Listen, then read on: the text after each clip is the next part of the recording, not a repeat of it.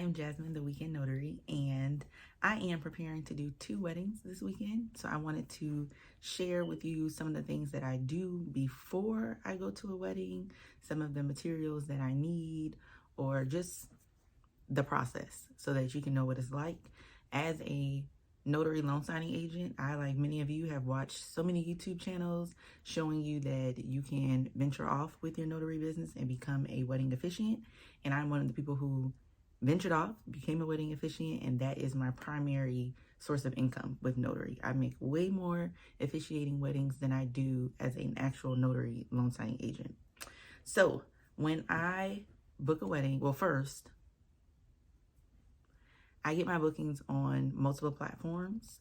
I use Thumbtack, which was my first source of, or my first, how you say it, my first business platform when it came to getting weddings booked. Then I created my Google business account, which became my second primary source. I still get way more business from Thumbtack. I don't know why, but maybe it's my SEO. Is that how you say it? I think so. Maybe it's the way I have it set up, so I'm not attracting as many clients as I like at the current moment with my business page, but I still have it. I also sign up for a couple of local business platforms like Alignable, or it's not Eventbrite. What is it called? I'll pop it up here in the corner once I remember what it is. But Event Detective, that's what it's called. A couple of just different business platforms you would want to look into and see what's working in your area and what other wedding officiants are using, and sign up for that, and then you'll be able to attract customers that way. But today I have 2 weddings.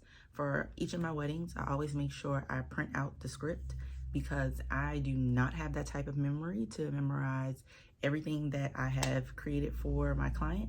Also, a lot of my scripts are customized.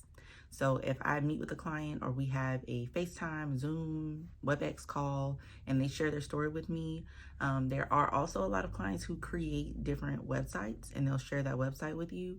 Once I understand exactly who they are and what they're looking for, then I create my script based on that. Now, you will also run into clients who share absolutely nothing. They just want to get everything lined up and make sure they have someone there that's going to be able to conduct the wedding, and you just make it work. So in that case, sometimes you would customize the script, but it wouldn't be as personable because you don't have as much as their story. So as much of their story. So what I do is I always print the script out, look something like this, and I received I became ordained through Universal Life Church. So with becoming ordained through Universal Life Church, I was able to purchase a book from them at that time that kind of gave you a generic way to write your script. And I have been following that since I became ordained, which has been a while now.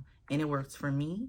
I do not follow what they put as far as what to say for that day. I didn't really care for it. I'm more of a writer, so I like to take my time and create my own thing. But there's always Google. You can always reach out to other officiants and see what they say and just kind of make it your own. But because I like to write, I've created my own.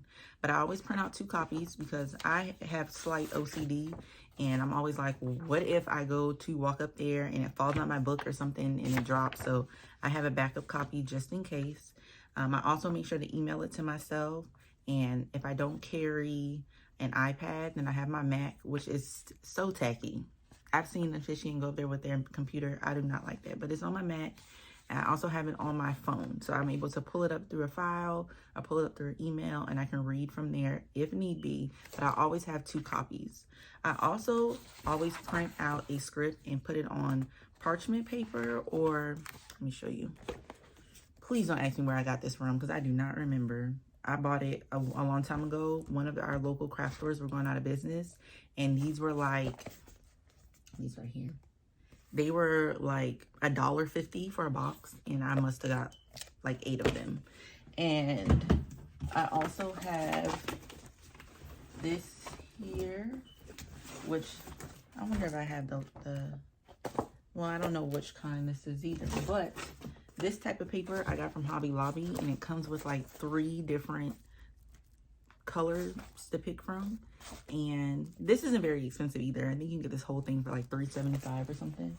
And I just kind of print the script out so that they have a copy of the ceremony for their special day to put in like their wedding box if they want to look back on it, or if they're creating a wedding portfolio or a book, then they have something that's a little bit more elegant, I guess you can say, to reference. But because I have this is also, in my mind, a backup script. So if something happens, then I have 3 copies that I'm able to reference the date of the ceremony. When it comes to being an officiant, I take it very serious, because your wedding day is one of the biggest days of your life. To most people, you know. And if you are unprepared and you get up there and you don't have a script, it looks pretty bad. And you're also unable to officiate the service. So how are you going to get business if you don't have your materials? You know what I'm saying? I also have a thank you that I print out for the couple. It just says, you know, thank you for providing me the opportunity to be your officiant. It's a little bit more detailed, but, you know. And when I do my script, I put it inside of a book like this. So it has a little thing here to take notes. So sometimes when you get to a service, which I recommend arriving early. Arrive early to the service. So for me personally, I get there an hour early, depending on the type of event it is. What I mean by that is, there are some ceremonies that are production ceremonies. So when you get there, there is a full-on photography, videography crew.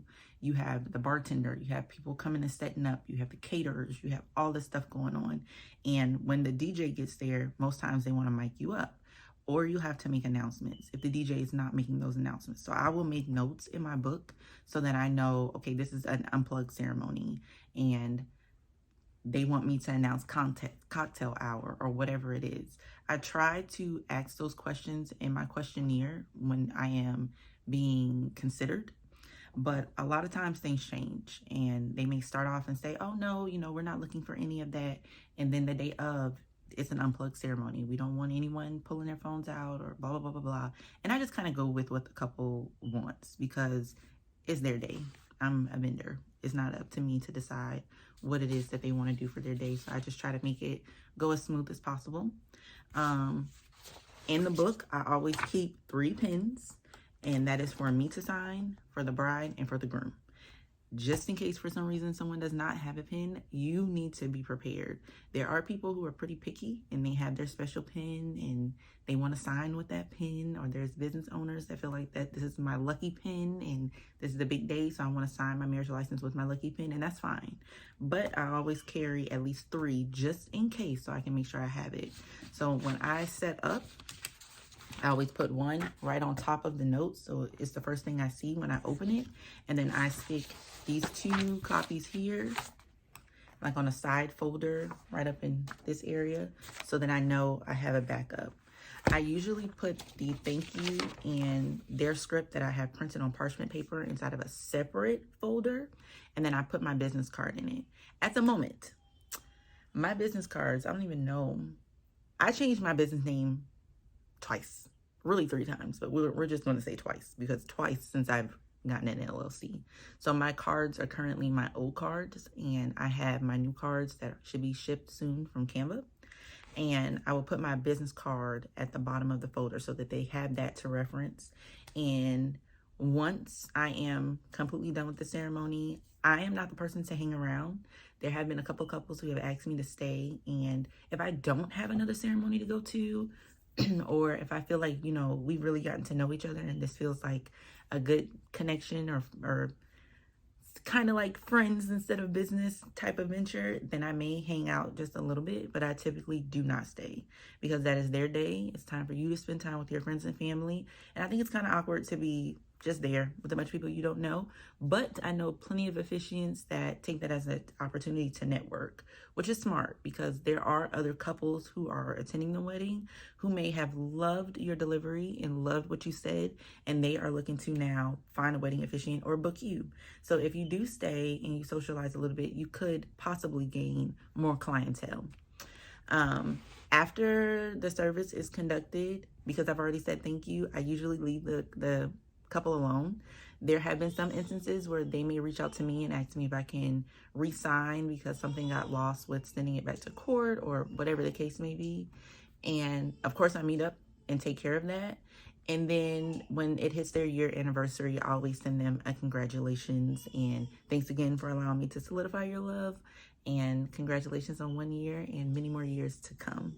So that's just kind of what I do to prepare for the day of the wedding. Now, when it comes to how I dress and how I fix my hair and what I wear and all this stuff, I will make another video for that. The wedding dresses in the back are currently being used for rental dresses and things like that because I do not believe in spending $5,000 plus on a dress. That's just me, but I'll make another video for that as well. But thanks for tuning in. Just wanted to show you what all I bring the day of a wedding, and hopefully that helps people who are looking into becoming an officiant, who are already officiating and just don't know what to do or how you should prepare or what you should bring. Hopefully this helps you with knowing what I bring, and you can incorporate that into your own business and your own officiating experience. Thanks for watching my channel. Love and light.